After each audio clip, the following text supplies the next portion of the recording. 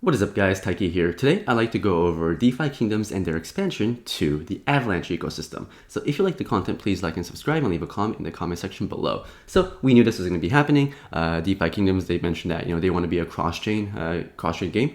And they mentioned that they will be expanding to 4 EVM ecosystems, I believe, right? So they have to be EVM, right? So Avalanche was one of the most obvious bets, right? Low transaction fees, lots of hype, Avalanche Rush. And then I believe the next 3 is going to be Phantom, Matic, and Binance Smart Chain. In no particular order. I mean, I'm just speculating, right? But it would kind of make sense. For games, there has to be low transaction fees. So, Ethereum is definitely not an option. I don't think Arbitrum, Optimism, like Boba, I don't think these ZK rollups are ready yet. So Phantom, Matic, BSC makes sense. So I think every quarter they might be expanding. I'm not really sure on the timeline, but I mean, Crystalvale is coming Q1, and I'm going to assume that every quarter there's going to be expanding to new ecosystems, and it'll be a cool one. So let's kind of first go over the Ava Labs announcement of this expansion, right? So the Avalanche land, I guess, is going to be called Crystalvale, right? So every EVM chain that they expand to, it's going to have their own name for the city, I guess. So DeFi kingdoms, it's going to be Serendale on Harmony, right? So Crystalvale on Avalanche, it's going to have the snow theme. It makes sense. Avalanche mountains, it's cold, snow, whatever. And essentially the gameplay is going to be exactly the same. And there's going to be new Gen 0 heroes introduced.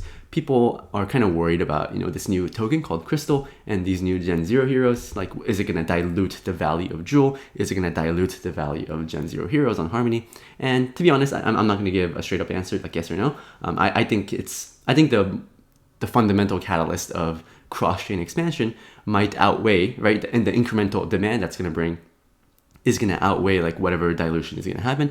But at the end of the day, like, we can't predict the markets. And for me, I'm just really comfy farming my Jewel, right? That's what I've been doing for months now. And that's kind of how I'm thinking about it. So, Jewel is the native token for DeFi kingdoms, and Crystal is going to be the native token for Crystalvale. And they're gonna try their best to not dilute the value of Jewel, right? And actually accrue value to Jewel. For example, if you want to farm Crystal, you're gonna have to take Jewel that we've been farming and then stake it for Crystal airdrops.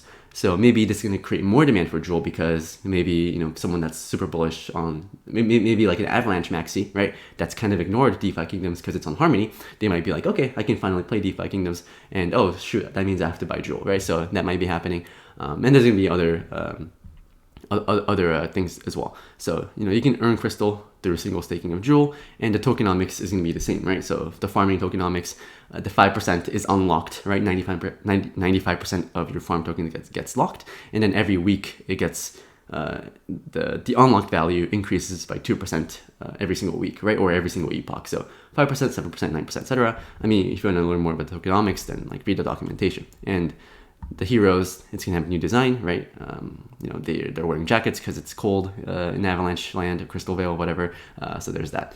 So me, I like to I like to troll on Twitter, right? I like to rile up some controversy. So I'm like, hey, like Luigi, like when Avalanche Rush rewards for DeFi kingdoms, right?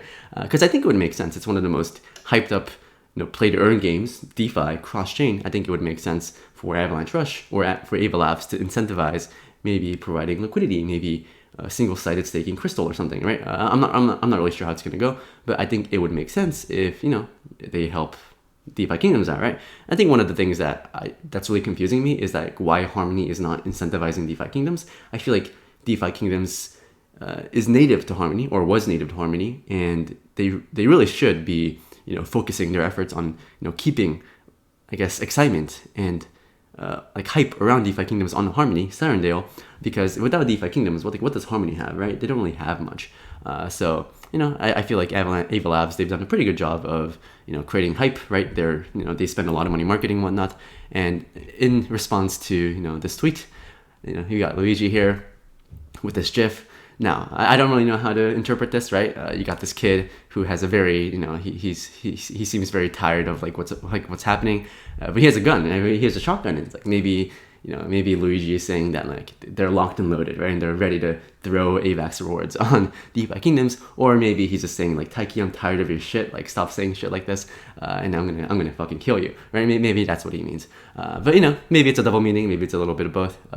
But it is what it is. And at the end of the day, if this does come, right, and even if this doesn't come, it's just like bullish for Jewel holders, at least in my opinion, because yes, sure, there might be some dilution, but the incremental value of expanding from Harmony to Avalanche is going to be super bullish, because Harmony has, I believe, like roughly $500 million in TVL, and like over half of that is in DeFi Kingdoms, whereas for Avalanche, let me actually check. I think there's roughly like $14 billion in TVL, actually.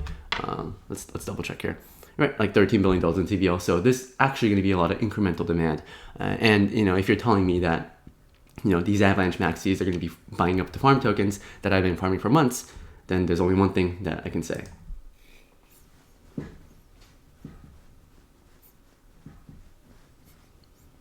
All right, sorry, I had to make that joke. I feel like I feel like I had to make that joke. Sorry, that might have been cringe. But let's go back into the more fundamental catalysts coming for DeFi Kingdoms, the tokenomics, and how we can expect Crystal and I guess those rewards to come when DeFi Kingdoms does expand in Q1. So this is a screenshot of one of the messages that I saw on Discord from Frisky Fox, who's the founder of DeFi Kingdoms, and he mentioned that the pools in Crystalvale is going to start with a quarter of the emission rates that Jewel saw, right? Because there is much less risk to invest in Crystalvale for a tried and true product than there was to invest early on in Serendale, which makes sense, right? They don't only have to give out super inflationary rewards because DeFi Kingdoms is a proven product. So this is from my private Discord back in September 14th.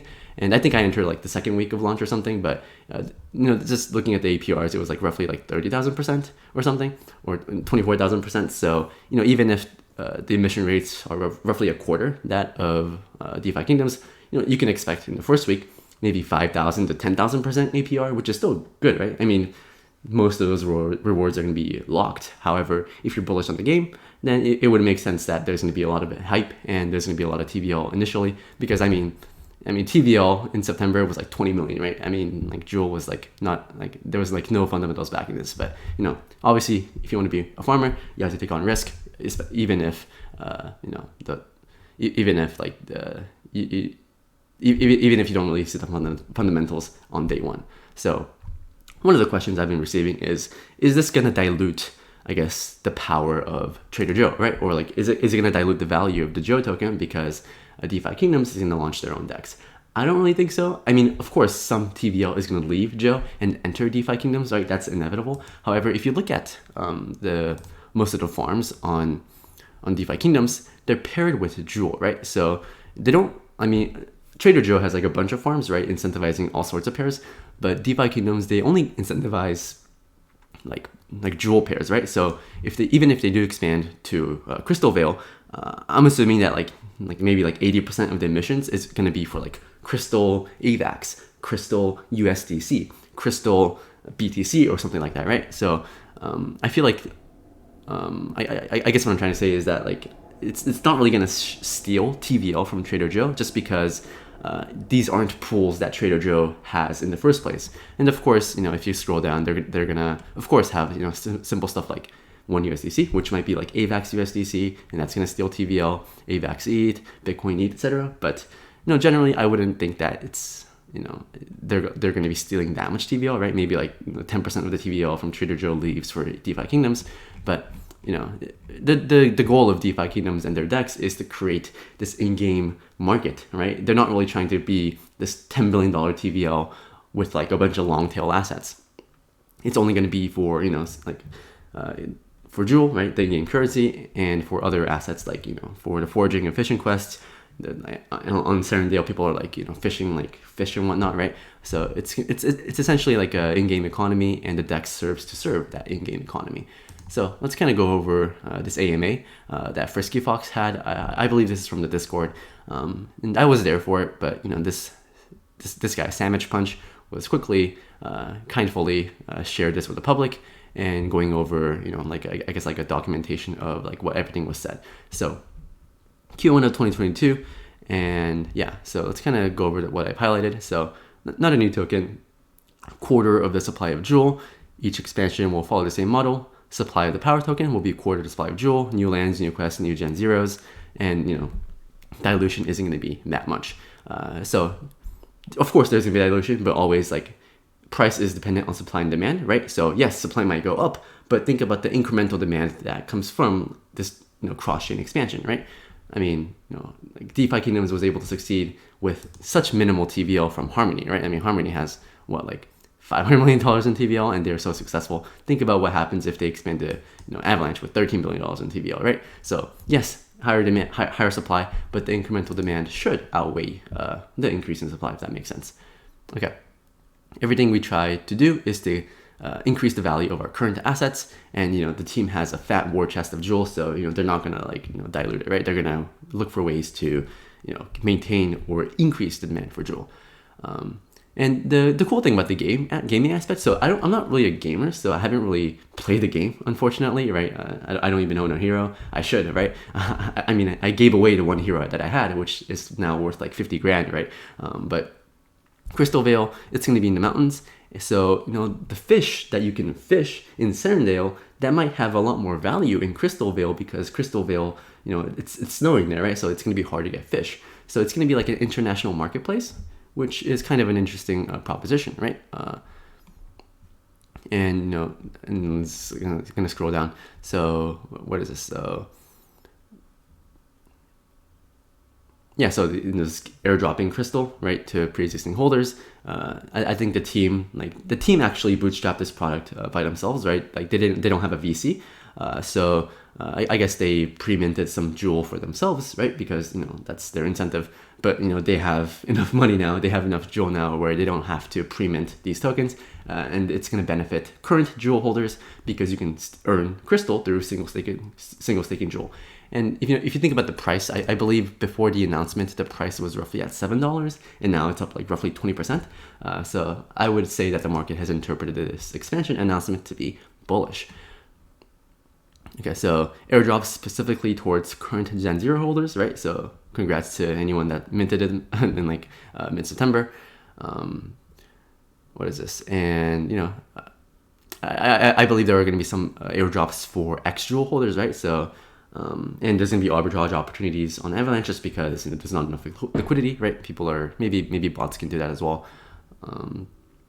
Yeah, so anyone staking at least some xJEWEL will get some of the new tokens. Tricky to work out, but just trying to maintain demand for holding jewel, which we like to see. I think that's it for this, and I'll be providing a link in the description for like this quick Crystalvale FAQ.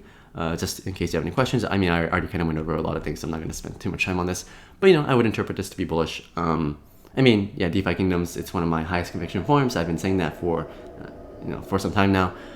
And just yes, people are always worried about dilution, but you have to think about you have to think about the incremental demand, right? Like if DeFi Kingdoms expand to Avalanche, it expands to Phantom, it expands to Polygon, right? Or like BSC, right? Think about the incremental demand that's going to bring to the game. And, I think DeFi Kingdoms has a lot of the bull market narratives going for them. They're cross-chain, play to earn, games, NFT, DeFi. I just think that it makes sense. And as long as this bull market is still alive, I would expect this to do well. And like I mentioned, I think people still underestimate the DeFi Kingdoms farm. Just look at these farms, right? I mean, these farms are still good. If you want AVAX exposure, maybe you just farm it up at these yields. BNB exposure, farm it up here. One exposure here, like Phantom exposure down here, right? I mean, there's just so many ways, like so many different ways to farm on Jewel. Farm with DeFi Kingdoms, Luna, right? I mean, Luna's doing really well, right? Super bullish Luna, ETH doing really well, etc. So thank you guys for watching, and have fun farming out there.